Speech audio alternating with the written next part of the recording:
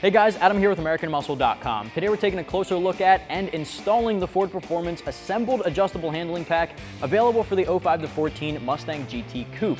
Now if you're the owner of that S197 GT Coupe, you might be in the market for what is essentially a full suspension upgrade for the front and rear.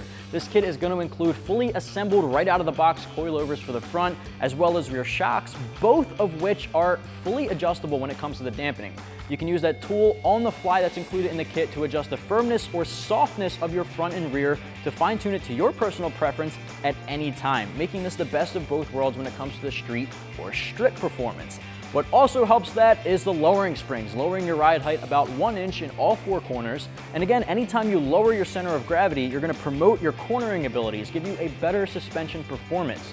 You're also going to help reduce body roll, reduce excessive nosedive, and a number of other things that you would otherwise be suffering from if you didn't have that lowered center of gravity. You're also getting a rear sway bar to help promote the stiffness at the rear end, a rear panhard bar that is fully adjustable to make sure your rear end is completely centered, which does go out of whack anytime you lower your car. When you lower that center of gravity, your rear end shifts out of alignment, and that panhard bar is going to make sure it stays corrected and also promotes traction and reduces your wheel hop.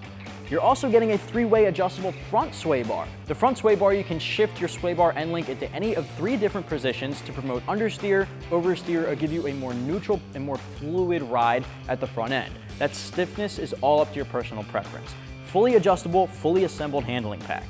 You're also going to get new joint stops for the rear and all new hardware from front to back.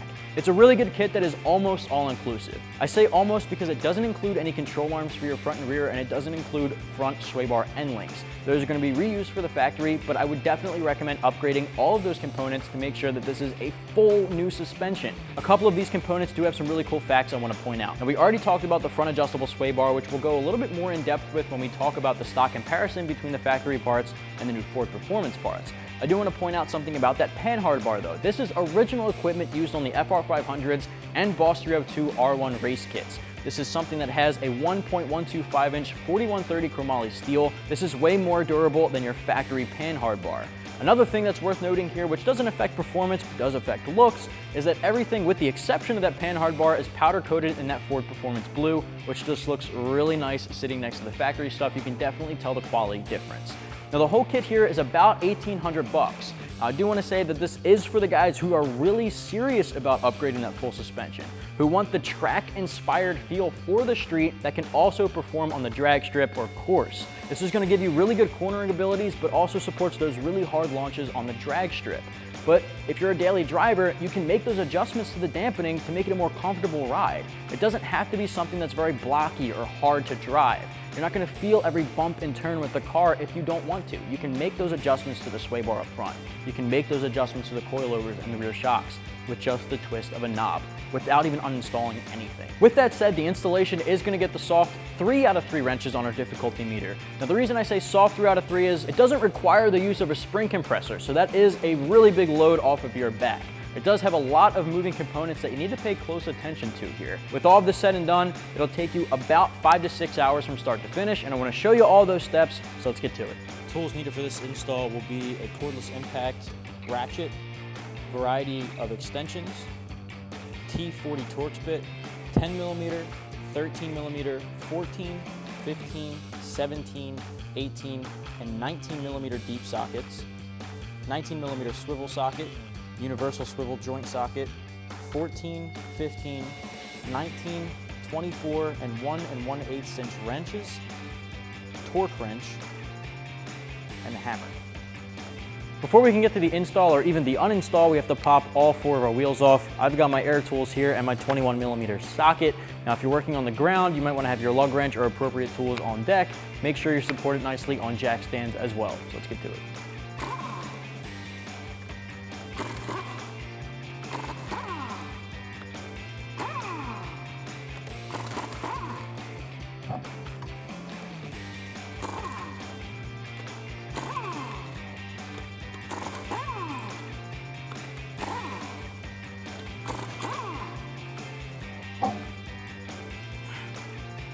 Now to kick things off for the uninstallation of our factory springs on our 06 GT in the rear here, we have to disconnect our rear axle so that we can decompress those springs and pull them out.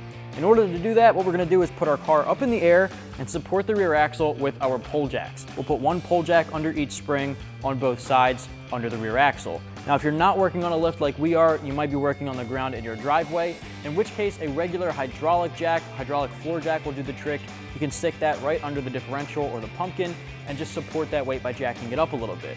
Once we disconnect the bottom bolt of our shock and the brackets of our sway bar on both sides, we'll be able to slowly lower down our pull jacks holding up that rear axle in order to decompress those springs. Again, if you're not on the lift and you're working with a hydraulic floor jack, you'll just slowly lower that jack down to decompress the springs. Now, that's something you want to be very cautious about, but we'll get to that in just a little bit.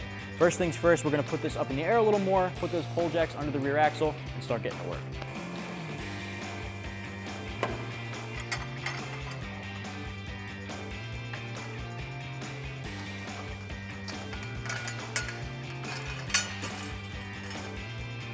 The first thing we're going to do here is disconnect our sway bar from the bracket holding it to the chassis here. We've got our 19mm socket and wrench. We're going to put the gun on one side of the bolt and the wrench on the other. And just pull this out. Now we're going to have to repeat the same process for the opposite side. You want to make sure you're duplicating everything you're doing on each side, dropping the sway bar out of the way, and then we'll move over to the shock bolt. At which point, you can bend those brackets down and lower your sway bar. Now, the reason we had to drop the sway bar out of the way, number one, is because that is one of the factors holding up your rear axle, but also number two, we want to do that first because it is blocking that bolt head. If the sway bar was back up in its original position, we wouldn't be able to back our lower shock bolt out. So now that we have that dropped down, we have access to that bolt. I've got my 15mm socket. We don't need a wrench holding the nut on the other side because it's got this locking tag.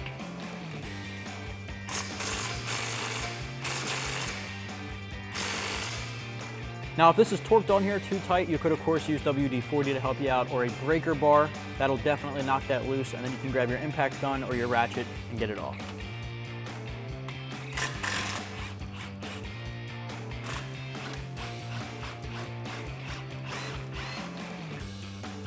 With that bolt out of place, you can see the shock comes loose.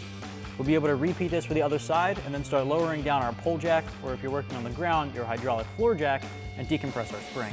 Now we're repeating that for the other side.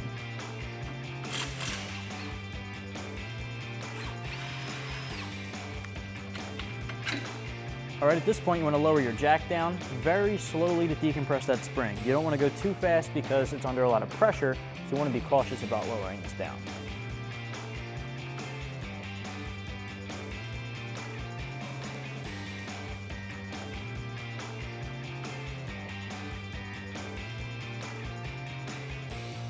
All right, now that our springs are fully decompressed, we might need a little help getting them out. So I've got my pry bar here. We're just gonna gently pry it out of its seat and pull the spring off of the axle. We'll do the same thing for both sides. Now, if it's not stuck for you, you might be able to wiggle it by hand, but given that they are factory springs, they've been on there for several years, a little over a decade actually, so they might be stuck. It tends to happen with OEM parts like that. You might need a little bit of help here. A pry bar definitely will do the trick. Just have a little patience.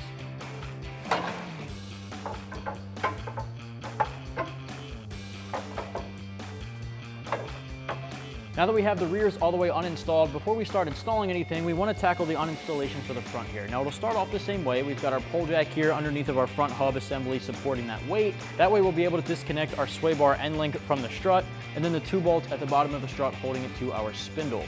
Once that's taken care of, it'll release all of the weight, which is why we want that pull jack supporting the hub. We'll be able to go underneath the hood once we put the car on the ground and remove the 4 bolts holding it to the top of our strut tower, and then we'll get to work with our spring compressor. But first things first, let's support the weight with our pull jack and then move on to the sway bar end link. Next up here, we've got our 18mm deep socket. We're going to remove the nut here holding on our sway bar end link.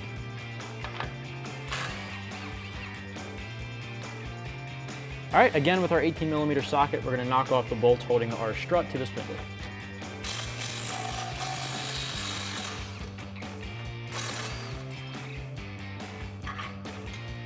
All right, now we're going to do the same thing for the bottom bolt.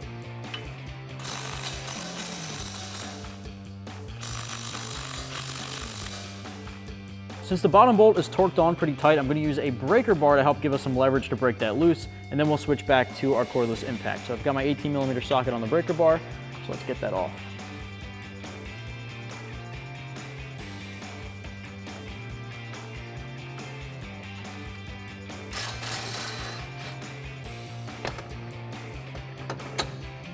All right, the last one here is the brake line bracket.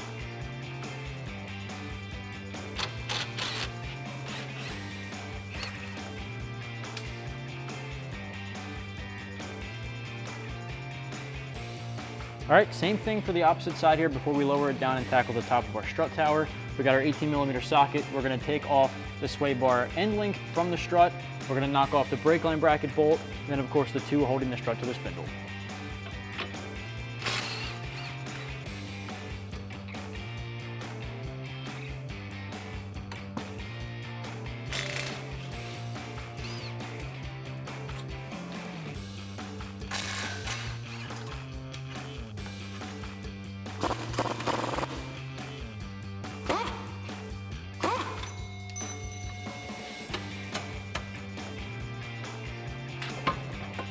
All right, now we can lower our Mustang back down and remove the bolts holding it on from the top of the strut tower under the hood.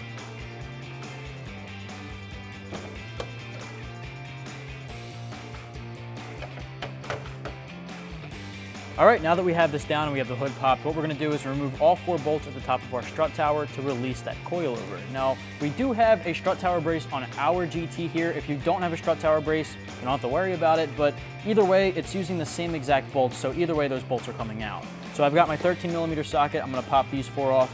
Keep in mind that once you get down to the last nut on the stud, the strut is going to fall out from the bottom. So we do have one hand underneath. You can hold onto the spring. Once you get that last nut out, just pull the strut out from under the wheel well.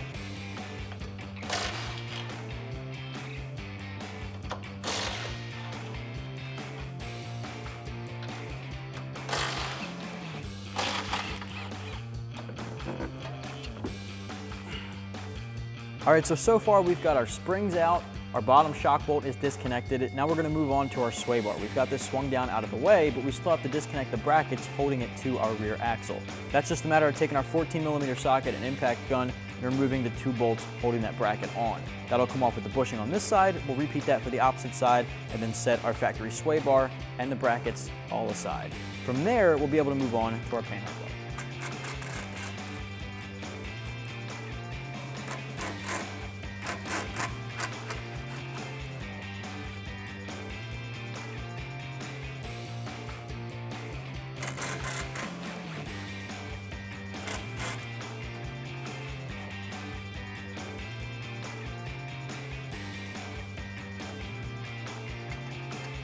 All right, so now that we have our pole jack back into place and our sway bar is out of place, this pole jack, we're just basically pulling up that pressure to relieve that off of the bolt here holding on our factory panhard bar. We're gonna disconnect the panhard bar from the axle and then disconnect it from the chassis on the other side. Now the bolt holding the panhard bar to the axle itself actually has a nut on the opposite side that's really tough to get to, but the good thing about that nut is it has that locking tab similar to the one on the bottom of the shock bolt. Now because that locking tab's gonna keep it in place, we don't have to put a wrench on the back and fight our way in there. We just grab our 18mm socket and pull that bolt out.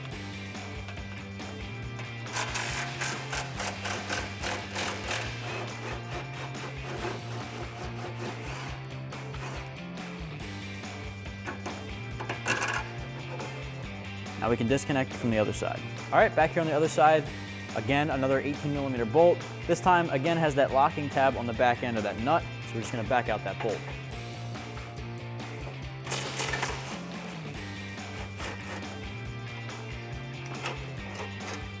Now before we lower the car back down to remove our shock from the trunk, we're gonna have to pop off our jound stops. Now that's gonna be a T40 Torx bit and your impact gun or your ratchet.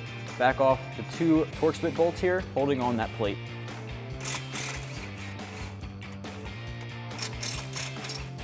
Might be a little rusty, WD-40 or PB Blaster definitely comes in handy. With a little elbow grease, you'll pop that right off.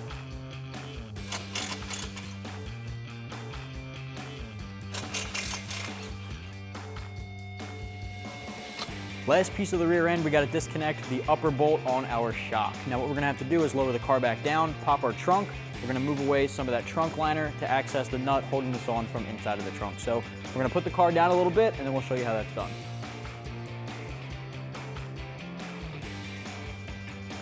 Now that we're in our trunk, there's only 2 more bolts that we have to remove. Well, nuts rather. So what we're gonna have to do is peel back our trunk liner. Now that's pretty simple. Just gonna peel that right back to expose the top of our shock.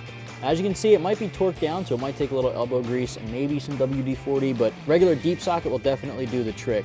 Now, I would recommend having an impact gun. A ratchet might not do the trick. You might want a little bit more torque than that, so an impact gun will definitely help this to get that off. So we're gonna pop off this nut connected to the spacer and the bushing underneath it, and that'll drop the shock. Now again, I've got my buddy Charlie here with me. He's gonna be in the suspension there to hold onto the shock so it doesn't drop out. Having a helping hand goes a long way, but if not, you might wanna have one hand through the wheel well and the other hand working inside the trunk. It's a very awkward position, but that way you don't risk it falling straight through. All right, so we've got our 17mm socket here. We're gonna pop this back off.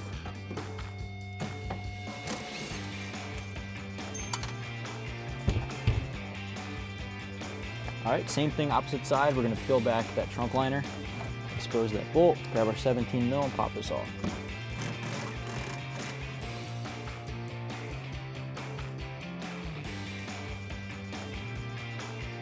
Back up front here, guys, all we have to do is disconnect our front sway bar.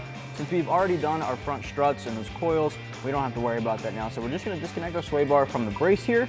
Now you're gonna want your 15mm socket and maybe a swivel because it is a little bit of a hard to reach place. As you can see, we have charge pipes here because our 06 GT is supercharged. We've got our charge pipes out of the way. That's probably not something you have to worry about. So just grab your 15mm socket and back the two nuts off with the sway bar bracket.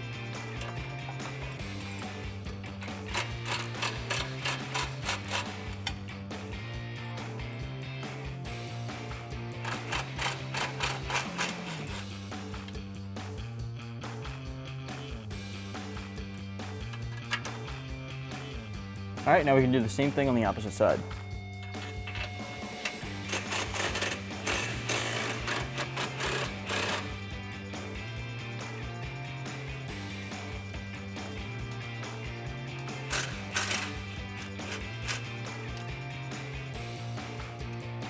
All right, now we can remove our sway bar.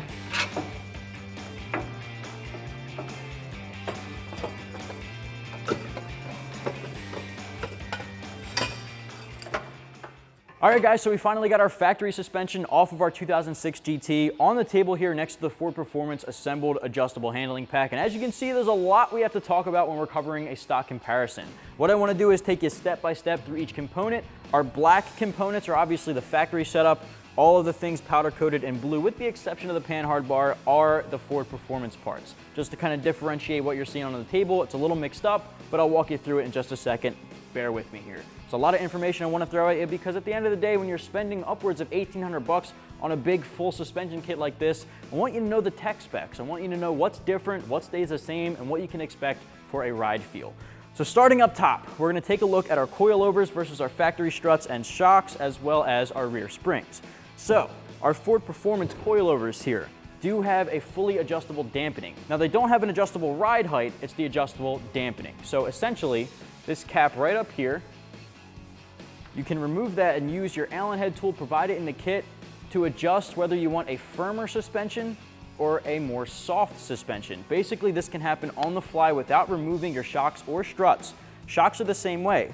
Right here at the top in your trunk, you'll be able to remove that cap and do the same thing. Now these, in comparison with your factory setup here, you are again getting a lowered ride height of about 1 inch in all four corners. Now, taking a look at the factory gap, there is a pretty massive gap between the top of your tire and the bottom of your fender off the factory line. These will definitely help with that, but there are more to it than just appearance aspects. When you're lowering the center of gravity of your Mustang in any way, shape, or form, you are immediately going to enhance your suspension performance. Lowering the center of gravity is going to reduce your body roll, increase your cornering abilities, increase your steering response, and of course reduce braking or nose dive at the front and body roll. That's a big thing that you can feel as soon as you bolt these up. With that, you are also getting a progressive spring rate with your Ford Performance springs as opposed to a linear setup.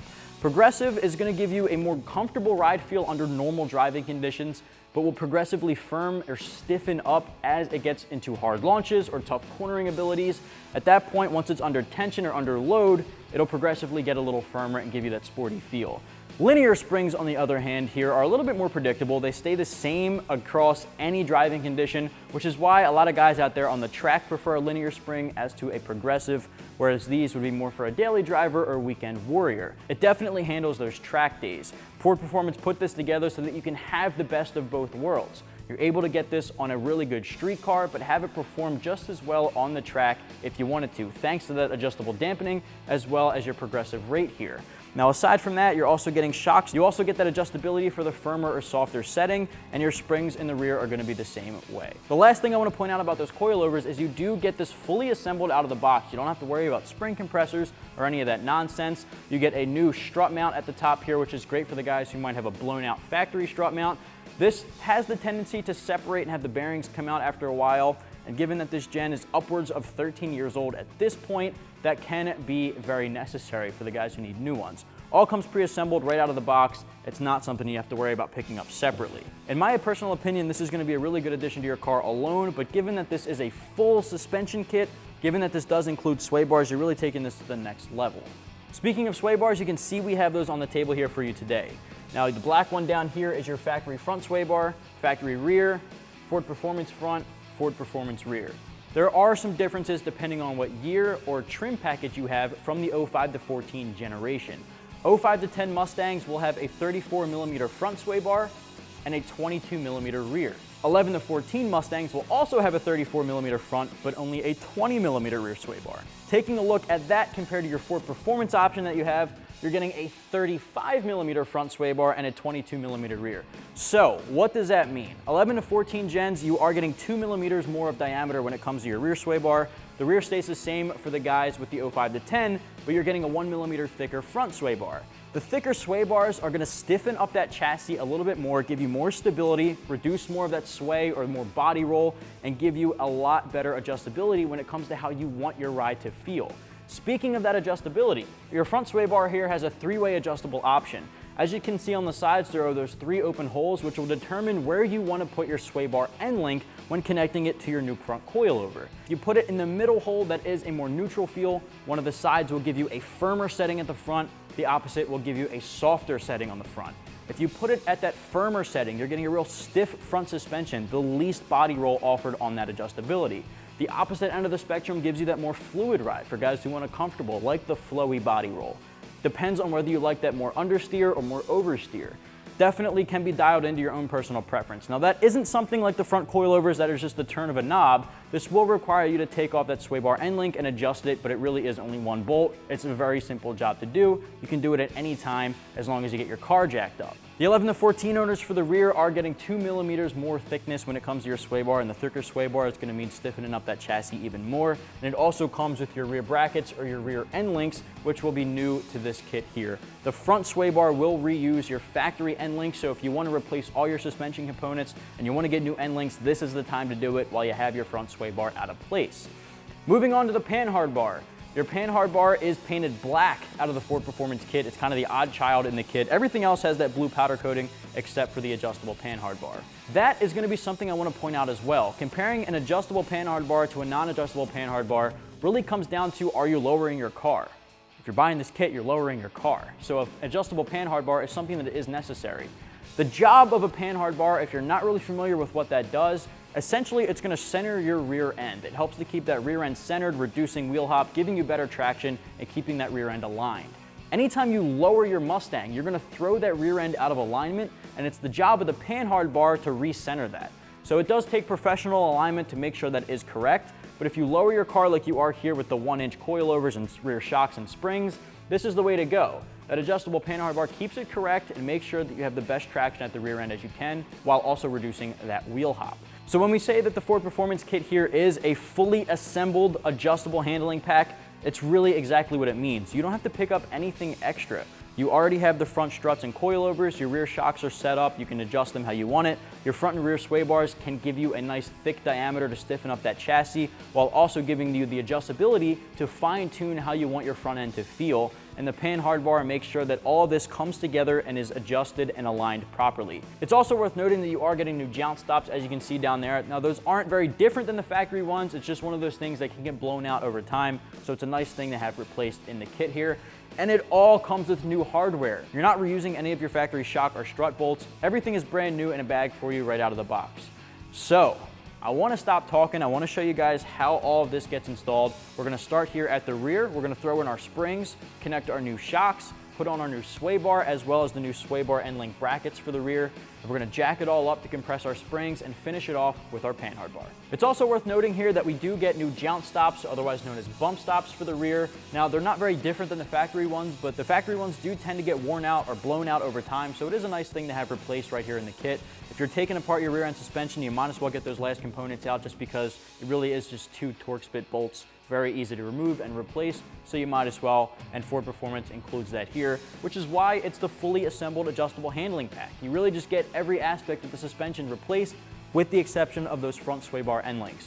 So without further ado, guys, I want to show you how it gets installed. I'm tired of talking about all this. We want to see it in action. We want to see it on the car. So we're going to start here at the rear. We're going to throw in our new Ford Performance springs here for the rear. We're going to jack that up, compress them a little bit, install our new shocks. We'll throw in our new jounce stops or bump stops, cap it off with the sway bar and the new sway bar end links as well as the panhard bar.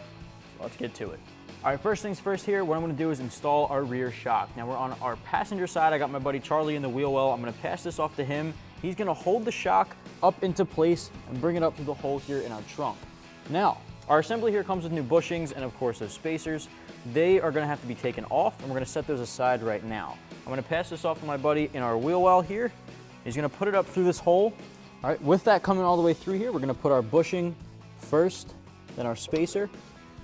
We're gonna top that off with nut number 1. Thread that on, tighten on that first nut, and now the shock will hold itself into place. We're gonna do the same thing for the other side. So in from the wheel well, when you pop your first threading through, you might be compressing your shock by hand all the way closed, and then from there, you can push up that bushing. All right, now we can take our bushing and spacer, pop that over the stud, top it off with the nut. I'm gonna grab my impact gun and our socket and tighten these both down.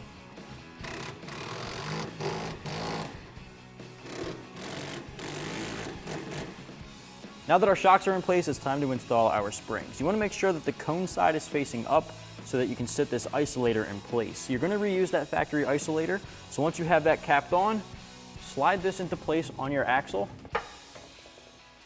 seat that up into the chassis, and then seat the bottom of the coil on your old factory isolator. Now, if these are blown out, it's a good time to get them replaced. They're not included in the kit, however. You'd want to pick those up separately if they are ripped apart. Ours are in good condition, so we're going to keep that in place here. Now, the bottom of the coil, you want to have facing the inside of the vehicle toward the axle. So we're going to rotate that in so that it's on the inside, so that it seats properly, and we're gonna do the same thing for the other spring on the other side here. So once we have that other spring in place, we'll be able to jack up the axle here and connect the bottom of our shock to the axle. All right, same thing for the opposite side here. We're gonna take our factory isolator and put it in place, slide our spring up into its location.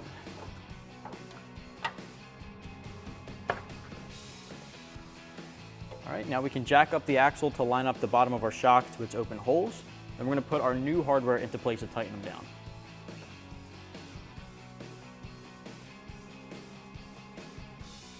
All right, now we've got our new hardware, so we have our bolt here, and of course we're gonna use that locking tab. It's gonna be on the outside facing our rotor, because this is where it'll actually seat into place. That way you won't need to use any wrench or anything like that to hold the nut in place. It does that for you. So let's slide the bolt in through. Make sure you line that up. Now at this point, if it gets stuck, you might need to play with the pole jacks, lower it or raise it appropriately so that it lines up.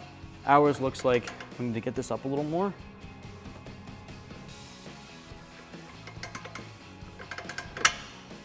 Slide right in through. You can just tighten it onto the nut just a little bit there, and then we can grab our gun and tighten that down. Now you don't want to tighten it down too much because we'll come back at the end of this rear install with a torque wrench. We're going to do the same thing for the other side.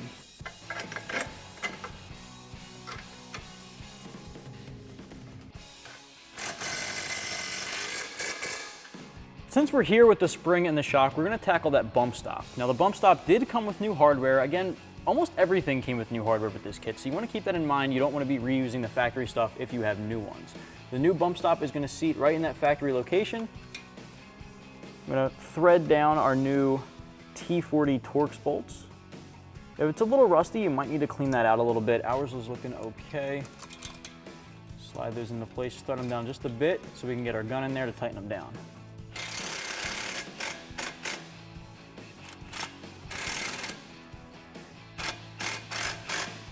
Now you might want a swivel socket for this, just in case you are using an impact gun. There's not a lot of room to work with, and that'll definitely help out. All right, same thing on the other side here. We're gonna install that new bump stop with our new hardware and then tighten it down with our T40 Torx bit.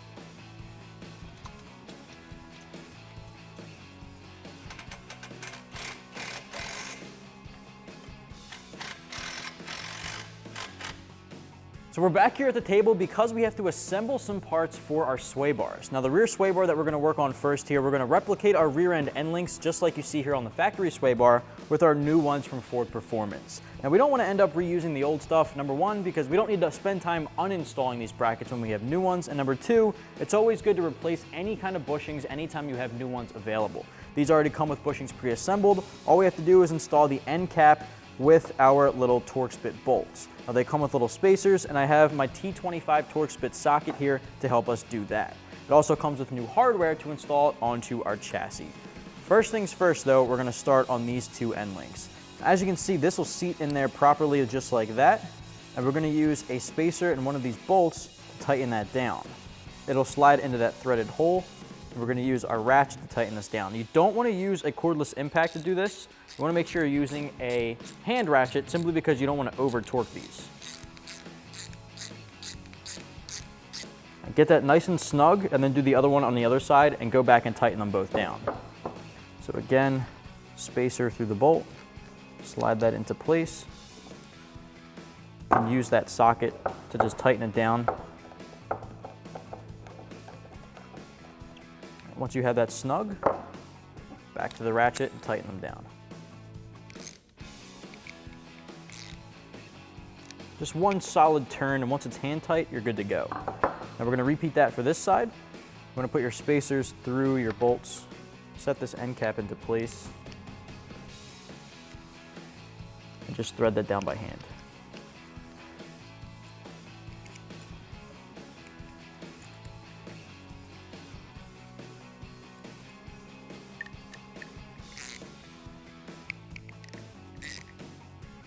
Great. Now that both sides are tightened down with those end caps, we're actually going to take this little bag of lube. We're going to lubricate the inside of the bushing here. We don't have to do a ton. We're just going to do a little bit in the middle on both sides, and then we'll be able to slide that onto our sway bar a whole lot easier. So you're going to cut the tip of that bag off, put a little bit on each side,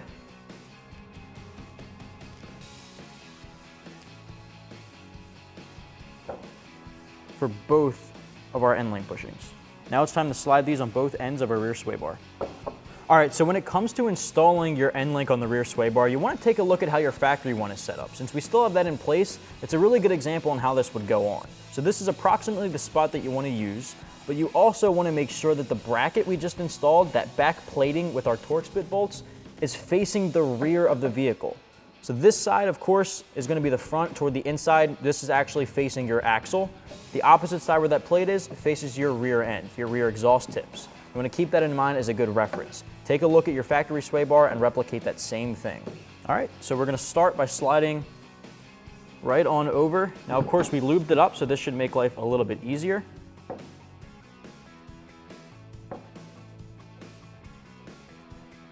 Once you have it on the main portion of the sway bar, we're going to start sliding that to approximately the same position as your factory. You can line those up side by side to match, and then we're good to do the same thing for the other side.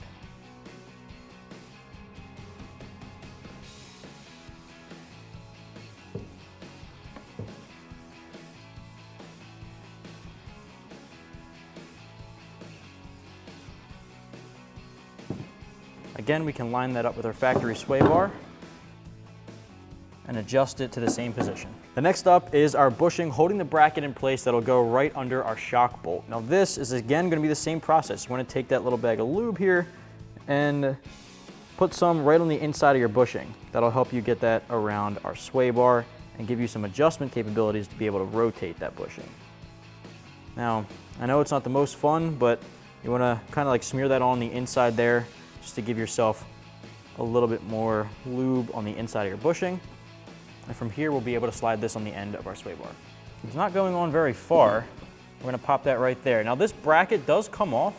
It seats right on the inside of that bushing, and that's where the metal plate will go on the opposite side.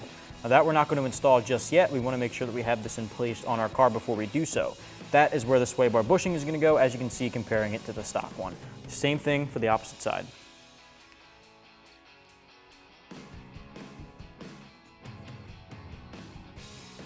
While we're on the table here, before we get back to reassembling our rear end, what we're going to do is put together some things on our front sway bar.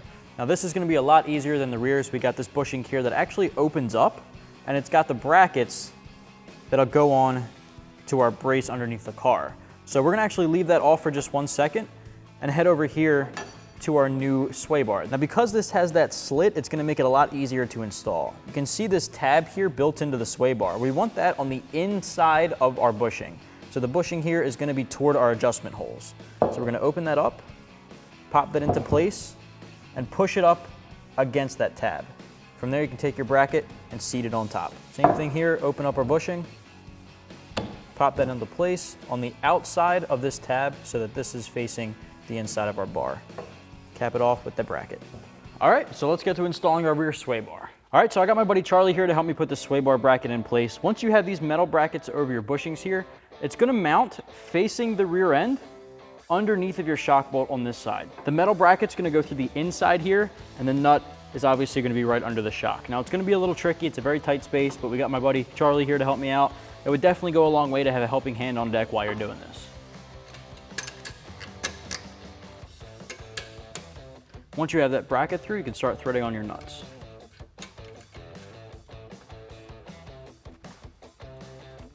All right, now you can grab your 15mm wrench and your socket and tighten these down. You might want to start with the top one first, just because that's a little harder to access.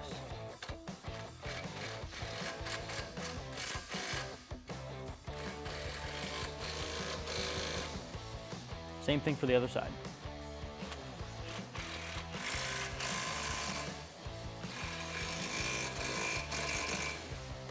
All right, at this point, we can rotate our sway bar upward to connect it to our chassis. And we've got those bolts removed. Now you might have to mess with those brackets a little bit, slide them along the sway bar to get them lined up. Once you have them inserted into that open space, you can tighten them down into their factory locations. All right, once you have that lined up, you want to take your new bolts provided to you by Ford Performance, put your bolt head toward the outside, facing in, and again, you might have to mess with that bracket, get it to line up properly. You want to make sure you have a washer on the bolt head side and a washer before your nut as well on the opposite end.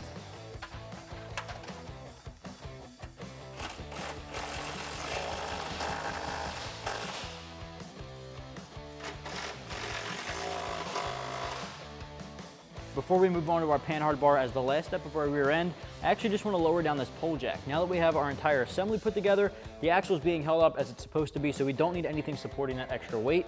So we're going to jack this down and remove our pole jack. We're back here yet again on the table because I want to show you how to adjust your panhard bar and how to set it up for the installation. Now before we start with all the bushings and rods for the hardware, I want to show you guys how to get this aligned properly. Now of course, anytime you lower your car, you want to take it into a shop for a proper alignment, especially with the rear end. The panhard bar can be tricky. You want to make sure your rear end is centered properly, but to get a rough estimate, you want to take your factory panhard bar as it comes off the car and not make any adjustments to it. You want to adjust your new panhard bar to the same length that your old panhard bar is adjusted to. So basically what we're going to do is take our new one, measure it up to our old one, make sure we have it at the same spot, and as you can see, this comes off just a couple inches longer than our factory panhard bar. So what we're going to have to do here is back down these jam nut collars and rotate in the end of the panhard bar. So you'll rotate that in a good amount, then put it back down and check again. Still just a little bit longer. We want to make sure we get it as close to the factory bar as possible. At least then we can have a drivable rear end that we can get on the street, get to our alignment shop to get done properly and correctly. This is just going to make sure that we can get out on the street. So we're going to back this down a little more, test it out. And it looks like you can just actually bottom it all the way out and it'll be pretty close to the factory one. Once we get it on the car and have it all the way on the ground, it will need some adjustment because we are lowering it an inch in all four corners. So again, can't say this enough, you will have to take this to an alignment shop to get done properly, but at least this guarantees that you'll be able to drive it on the road and get it to the shop. Now what we can do is set our old panhard bar aside. Now we can start to assemble our new hardware and our bushings. As you can see, we have two rods, and putting them in between the bushings will guarantee that our hardware doesn't come in contact with the bushings and go straight through. So before we put those in, we're going to put one of these bushings in. Just goes right over top, and you push it down into place. Now we're gonna flip it over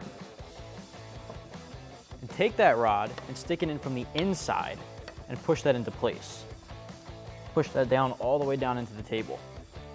And then we can take another bushing and top that off. Once that's in place, you're gonna have to use a little elbow grease to push this down and get it to lock in.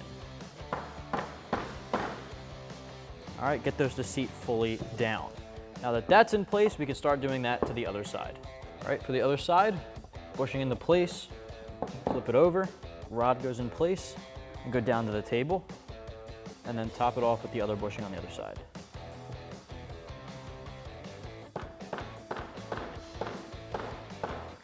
Now you can take your 1 1/8 inch wrench and tighten down those lock collars.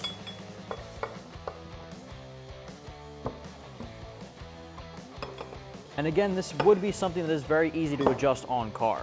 Once you have them tightened down just enough, you'll be able to pop this in. So let's take it over to our rear end. Putting the panhard bar in place is really not going to be that hard. You're going to want to slide it over your metal bracket on the left-hand side or the driver's side first, which could take a little bit of force. Once you get that in, it'll actually hold itself up. So you can transfer over to the other side and use some elbow grease to push it in place over here. Now once it's there, it will hold itself up, but there is one thing I want to point out here. If your panhard bar from the factory was torqued on just a little too tight, these brackets could be smushed in and not actually allow for your panhard bar to have enough room to slide through. In which case, you might want to take a pry bar and bend it back out a little bit. Once you have it out enough that your panhard bar fits in place, you can start bolting it down with your factory hardware. All right, so once you get the panhard bar in place on your driver's side here, you want to start with one side over the other. So what we're going to do is bolt this in. Now the brackets for this are very much side specific. You want to make sure that this shaped bracket is what you're putting on as the nut for your bolt. You're using the same hardware as the factory one, just make sure they're on the same side as what you took them off from. When you're using the hardware from the factory, make sure they're on the exact same side as they were when you took them off. This bracket here is the driver's side one. This is going to go inside of this bracket right behind your sway bar. It's going to be really difficult to feed this up, so you want to make sure you're being real careful. But once that's up in place, you can slide your bolt through.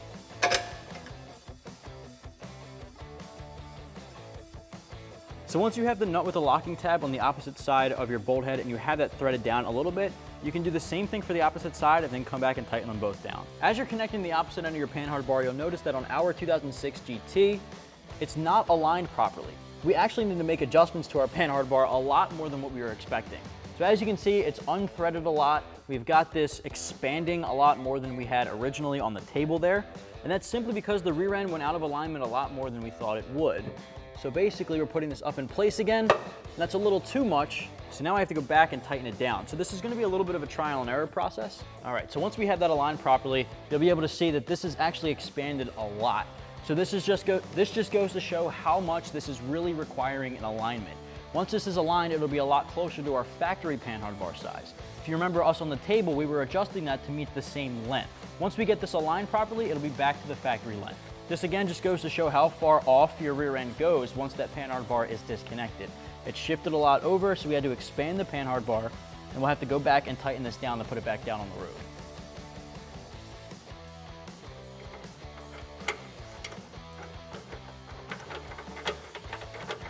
All right, now you can go back and tighten both of those bolts down.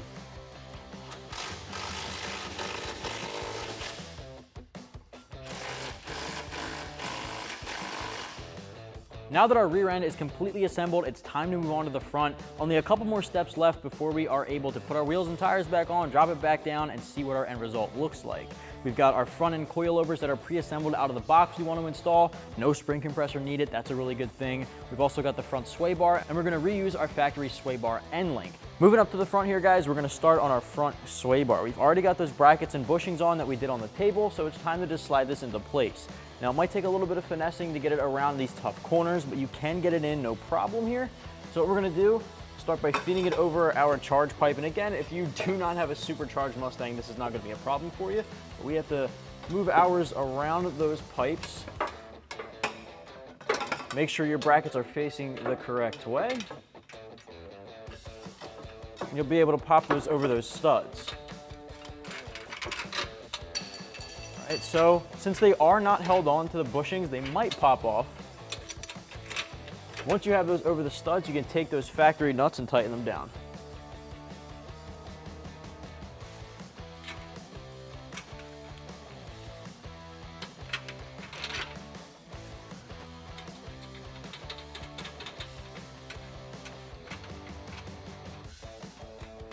Grab your 15mm socket and tighten these down.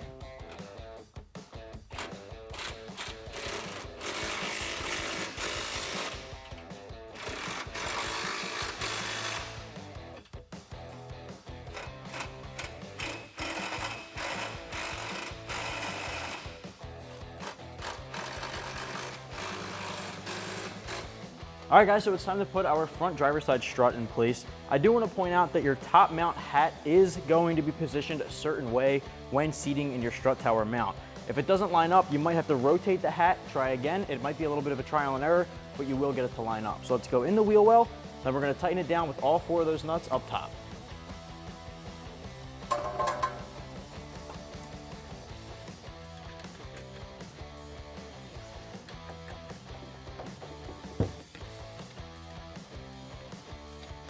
We're gonna do the same thing for the opposite side here. I just wanted to show you guys how this is supposed to go on with the strut mount. As you can see, there's a little notch cut out and an arrow. You wanna make sure that arrow and that notch is pointing towards you or pointing towards your spindle, the outside of the car, when putting it into your strut tower. That way you'll know that all of the studs will line up with the pre-cut holes in the strut tower and it'll go on as easy as possible. So we're gonna put this in the wheel well, tighten it down up top here with the 2 on the outside of the strut mount, because of course we have to do that strut tower brace first, and then we're gonna go back down to finish up our strut assembly.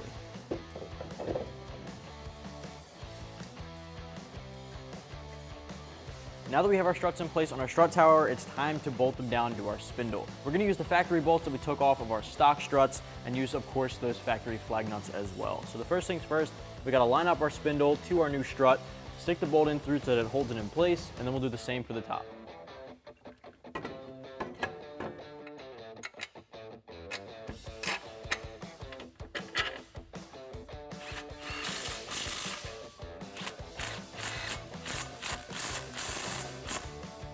Next step is to attach the brake line bracket to our new strut with our factory bolt.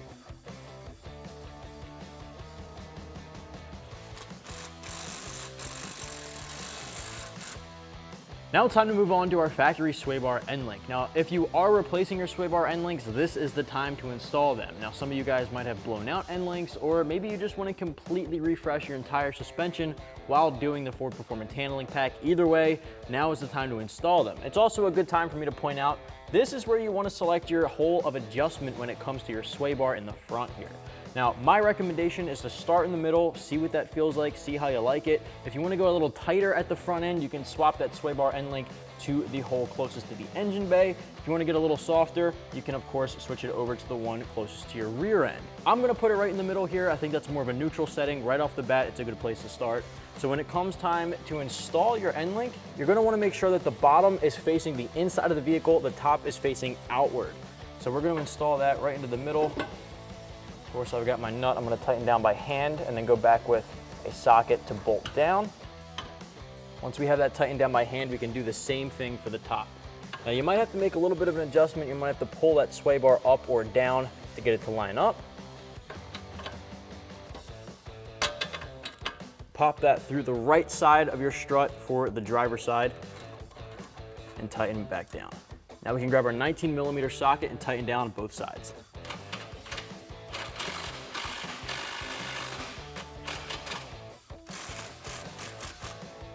All right, so on the opposite side here, what we're gonna do is line up our spindle to our new strut, put in our 2 stock 19mm bolts, as well as the flag nuts on the opposite side.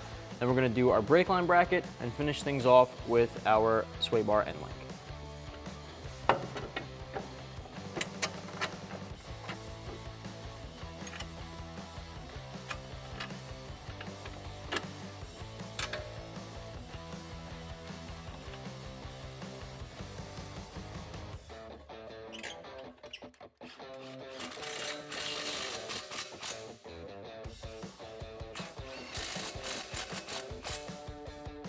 All right, now we can do our brake line bracket. All right, now we can connect the top end of our sway bar end link.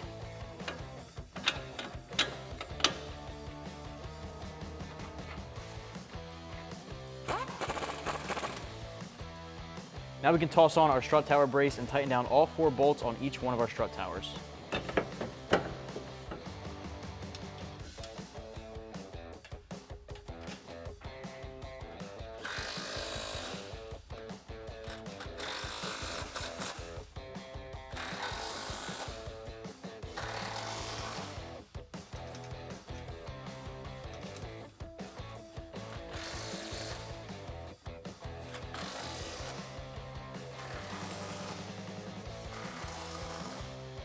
At this point, guys, once you have your strut tower brace back in place, time to put all 4 of your wheels back on and you're good to hit the road. The job is complete. One thing I do want to point out here, though, is at the top of your strut towers, this is exactly where you can make the adjustments to the damping on your 2 front coilovers. You'll put that tool right in here, make the adjustments as necessary, throw the cap back on, and you're good to go. The same thing with your shocks in the rear. You'll make those adjustments in the trunk behind those trunk liners like I showed you earlier in the video. At this point, we're going to throw all 4 wheels back on, and the job's done. Well, guys, that's going to wrap up my review and installation for the Ford Performance Assembled Adjustable Handling Pack for all 05 to 14 Mustang GT Coupes. Well, you can get your kit right here at AmericanMuscle.com.